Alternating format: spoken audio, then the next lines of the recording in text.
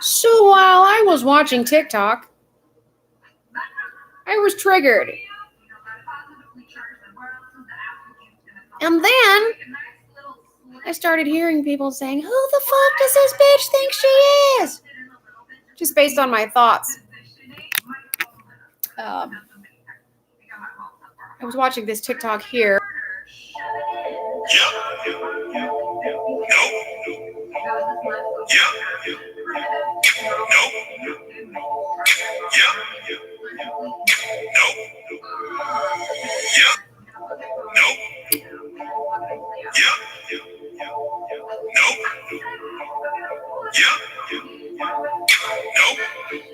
Now, for some odd reason, it triggered me to think of my childhood. This is difficult for me. It makes me think of my childhood. It makes me think of my mother requesting that I not post any more videos or any more posts regarding my opinion on their parenting style or anything regarding what happened to me as a child.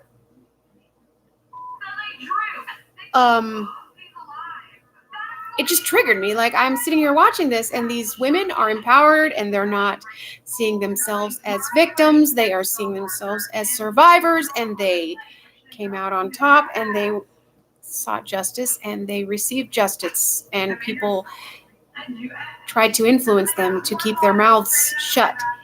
And I'm hurt once again that my mother is the one. Although I'm not seeking justice in regards to my parents, I do, honestly, based on research and my educating myself on the matter, believe I was abused emotionally and physically. Their opinion would differ. If it weren't true, if there wasn't any facts or research or scientific anything to base my conclusion on, well, then why, okay, offensive, all right. People start rumors, people gossip, people tell lies about other people, and usually the person being lied about doesn't necessarily really give a shit unless it's affecting their life in some detrimental way, like them maybe losing their children or something. Wow. A TikTok triggered this. Oh, God.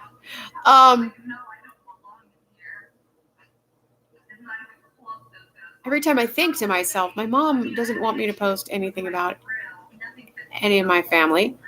She doesn't want me to comment on my son's suicide because I was not the one that experienced it. I did not experience the loss of my own son.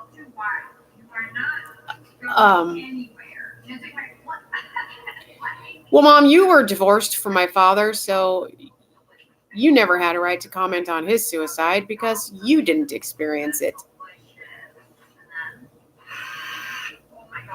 Sorry if that's unwarranted, and I'm sorry if that's mean and spiteful. It's not meant to be so. I'm saying it in an attempt to help people understand. Just because people are not there or cannot be there, whether it be by choice or not by choice, does not mean they don't experience the loss of other people. As a matter of fact, I've experienced the loss of my whole family, including all of my children but one, because of other people's lies and destructive false accusations.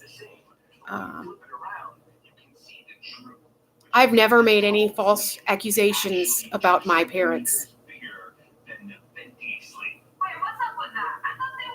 None of my accusations were ever false. I had my ass whooped more than one time with a belt. That is abuse by many of the state's laws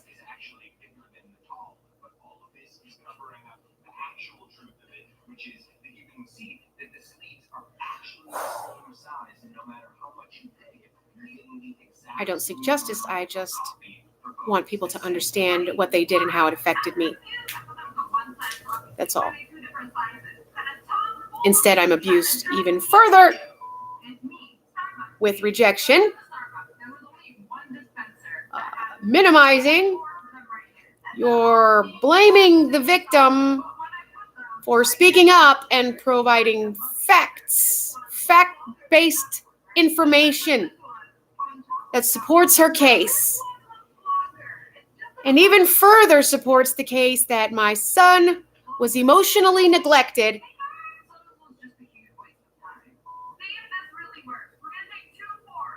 I blame myself for not having anywhere to live when I was supposed to have my home visit for him to come stay with me. I blame myself for being a victim of abuse.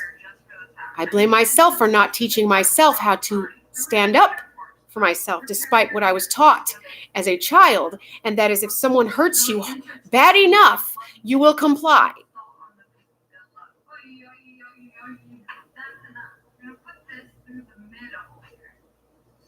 I don't even really know what to say right now. I just know I'm triggered. I have no one to talk to about it, and I don't want to sit her and trouble my 14-year-old with it because she probably doesn't have any answers for me.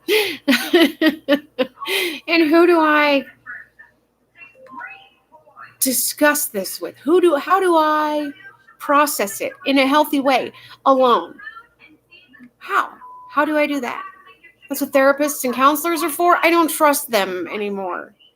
I don't. I would prefer to just have good, helpful, understanding, equipped friends or family, but I don't have that. So I'm sorry if anyone finds this video offensive. I apologize, but I think I'm going to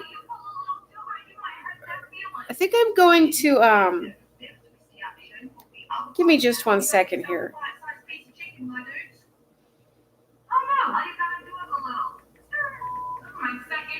Let me Google something really quick and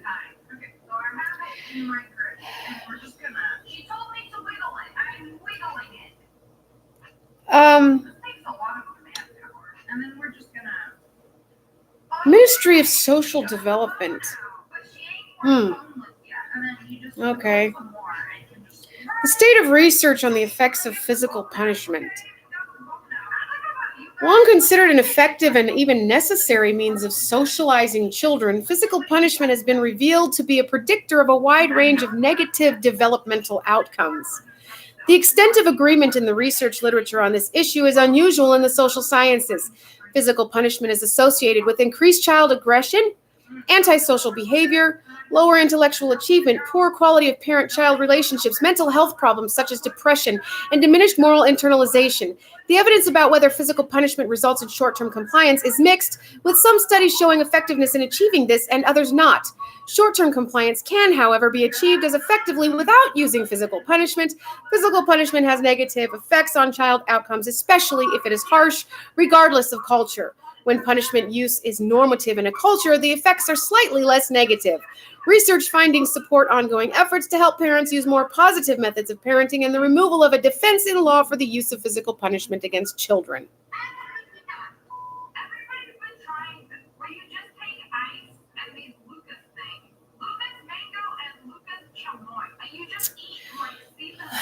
Physical or corporal punishment is the use of force to cause pain, but not injury, for the purpose of correction or control. Although researchers attempt to distinguish between physical punishment and abuse, this is very hard to do, and there is no general agreement about the dividing line between physical punishment and physical abuse. It is not possible to define what a safe smack is. Abusive and non-abusive parents differ mainly in how often and how severely they physically punish their children, and whether that physical punishment is purportedly for correcting children. Discipline is the guidance of children's moral, emotional, and physical development, enabling children to take responsibility for themselves when they are older. Discipline is the guidance of children's moral, emotional, and physical development, enabling children to take responsibility for themselves when they are older. It involves teaching children the boundaries of what is acceptable and what is not acceptable, and it makes them aware of the values and actions that are acceptable in their family and society. Discipline can be positive, for example, praising the child for doing something good or for stopping doing something inappropriate. Or discipline can be negative, for example, smacking a child for doing something wrong.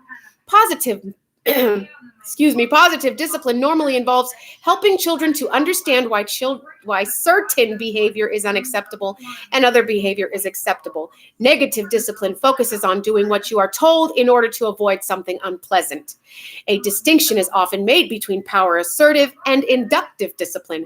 Power assertive disciplinary methods involve following a child's inappropriate behavior with a negative consequence, smacking, threats, withdrawal of privileges without explanation or justification. Inductive methods involve setting limits, setting up logical consequences, reasoning, and explanation.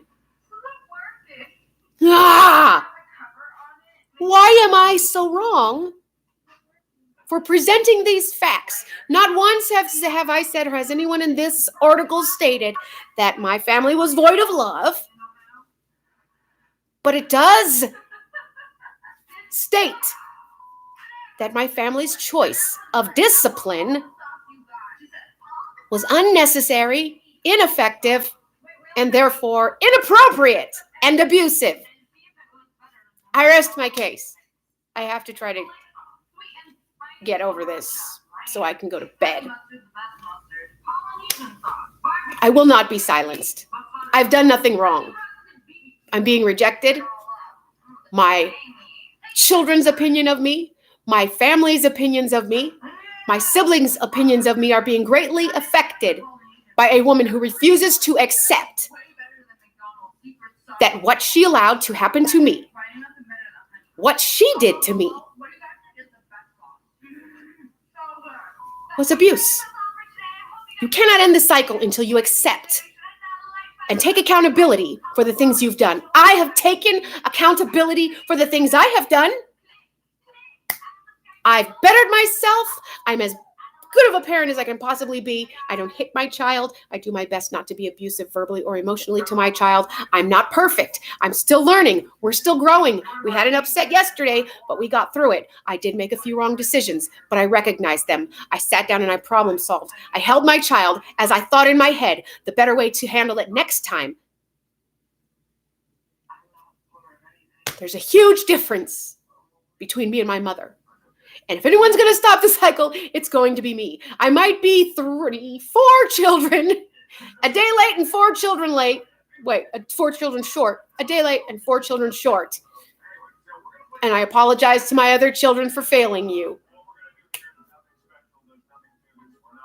But I'm growing. I'm bettering myself. I'm stopping the cycle by making myself aware. And I wish everyone else would do the same so that we don't have to lose the people we know and are biologically connected to, whether they want to accept and understand that or not. She's in a bra. I'm going to stop this because I don't want to be in trouble for having my child on YouTube exposed.